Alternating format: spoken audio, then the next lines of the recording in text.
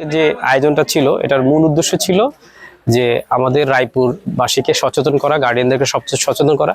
মাদক কখনোই পুলিশের মাধ্যমে সমাধান করা সম্ভব না, বা একজন গ্রেপ্তার হইলো তাকে বিচার করলো জেলে থাকলো এইভাবেও সম্ভব না।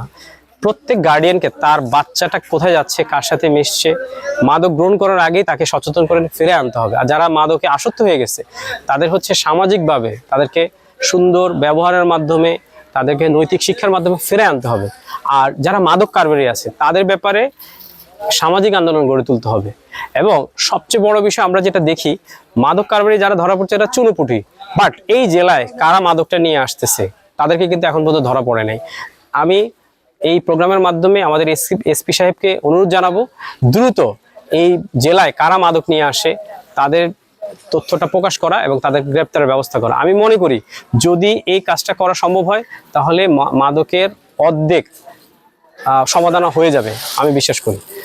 আর আরেকটা বিষয় হচ্ছে যে আমাদের এই কর্মসূচিটা চলতে থাকবে। আমরা জাস্ট এখানেই থেমে থাকবো না, আমরা প্রত্যেকটা ইউনিয়নে ওয়ার্ডে যাব, আমরা শিক্ষকদের নিয়ে কর্মসূচি করব, আমরা ইমাম সাহেব খতিব সাহেবদের নিয়ে কর্মসূচি করব, এবং আমরা এই লক্ষ্মীপুরে আমরা একটা আলোড়ন তৈরি করব এবং সেই ব্যাপারে যেন আমাদের আইনশৃঙ্খলা বাহিনী তড়িৎ পদক্ষেপ নেয়। এবং আমরা বলেছি আইনশৃঙ্খলা বাহিনীর প্রত্যেকটা ইউনিয়নে যে বিট অফিসার রয়েছে তাদের প্রত্যেকের নাম্বারটা দিয়ে দেওয়ার জন্য, এবং আমরা একটা লিফলেট করব গণসচেতনতার জন্য। প্রত্যেকটা জায়গায় আমরা এটা বিলি করব এবং যেখানে মাদক কারবারিকে দেখবে সাথে সাথে পুলিশকে এটা ইনফর্ম করবে। ধন্যবাদ আপনাদের সবাইকে। আপনারা দেখেছেন আসলে আজকে আমাদের মাদক বিরোধী 7 নং বাবলি ইউনিয়নের জনগণের পক্ষ থেকে মাদক সন্ত্রাস, ইফটিজিং, কৃষক গ্যাং এগুলোর বিরুদ্ধে আসলে আজকে আমাদের মানববন্ধন। আমাদের প্রধান অতিথি হিসাবে উপস্থিত ছিলেন মাননীয় সংসদ সদস্য জনাব আবুল খায়ের ভূঁইয়া সাহেব, আমাদের থানা নির্বাহী ভারপ্রাপ্ত কর্মকর্তা ছিলেন, আমাদের এলাকার গুণীজন মুরব্বীরা ছিলেন, যুব সমাজ ছিলেন। আমি চেষ্টা করেছি আসলে সবার মাঝে পৌঁছানোর জন্য যে আমরা মাদক বিরোধী আমাদের এই এলাকাকে করতে চাই। এবং আগেও আপনারা জানেন আমি মসজিদের সাধারণ সম্পাদক হিসেবে আছি, কেএস পাবলিক উচ্চ বিদ্যালয়ের সভাপতি হিসেবে আছি। তো এলাকার সন্তান হিসাবে আমার দায়িত্ব একটু বেশি।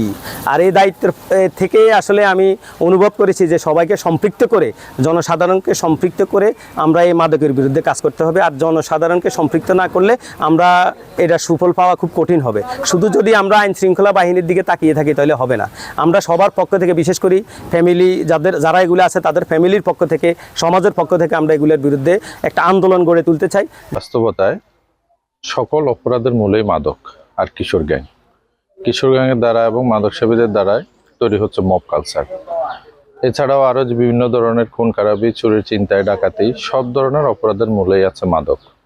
তো আমি ইতিপূর্বে যা কদিন ছিলাম তখনও চেষ্টা করেছি মাদকটাকে নির্মূল করার। এখন আমি নতুন করে যোগদান করেছি। এখনো আমার একটাই টার্গেট হচ্ছে মাদক এবং কিশোর গ্যাং। সমাজ থেকে এটাকে উৎপাট করতেই হবে। সমাজের মানুষকে স্বস্তিতে থাকতে দিতে হলে, নিরাপদ রাখতে হলে এই দুটা জায়গায় অবশ্যই কাজ করতে হবে।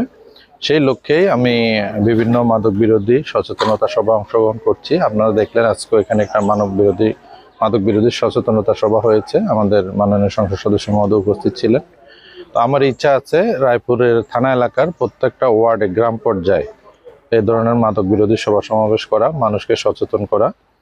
একটাই উদ্দেশ্য, মাদক এবং কিশোর গ্যাং সমাজ থেকে মুক্ত করতে হবে, এটাই আমার উদ্দেশ্য। আর যদি এই জায়গাটা আমরা কাজ করে সফল হতে পারি তাহলে অন্য অনেকগুলো অপরাধ অটোমেটিক্যালি সমাজ থেকে নির্মূল হয়ে যাবে। বলি বা মাদক ব্যবসায়ী বলি বা কিশোর গ্যাং বলি, এরা তো কোনো পরিবারেরই সন্তান।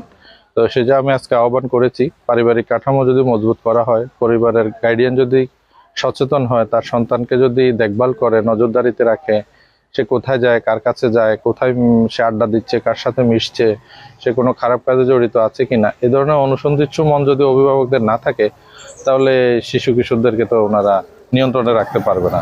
তাদের আড়ালে, তাদের অবহেলার কারণে সেই সর্বনাশা মাদকের সাথে জড়ায় যাবে, কিশোর গ্যাংয়ের সদস্য হয়ে যাবে, পরবর্তীতে সে অপরাধ কর্মকাণ্ডে জড়িত হবে, একসময় সে আইনের কাঠগড়ায় দাঁড়িয়ে যাবে। এভাবেই তো অবক্ষয় বা ধ্বংসটা শুরু হয়। সেজন্য পরিবার থেকেই এটাকে বেগবান করতে হবে, পরিবারকেই আগে সচেতন হতে হবে। পরিবার যেন তার নিজের ছেলে সন্তান কোথায় যায় এদেরকে যেন শাসনের মধ্যে রাখে, এটাই। এবং উনি চায় যে প্রত্যেকটা ইউনিয়নে এই ধরনের কর্মসূচি হবে। এখানে দল মত নির্বিশেষে সবাই একত্রিত হয়ে আমরা মাদকের বিরুদ্ধে একটা আওয়াজ তুলবো, একটা সামাজিক আন্দোলন গড়ে তুলবো এবং এটা সুফল আপনারা সবাই পাবেন। আপনারা সবাই যদি মাদককে না বলি, মাদকের বিপক্ষে থাকেন, তাহলে একটা সুন্দর সমাজ পুনর্গঠন হবে।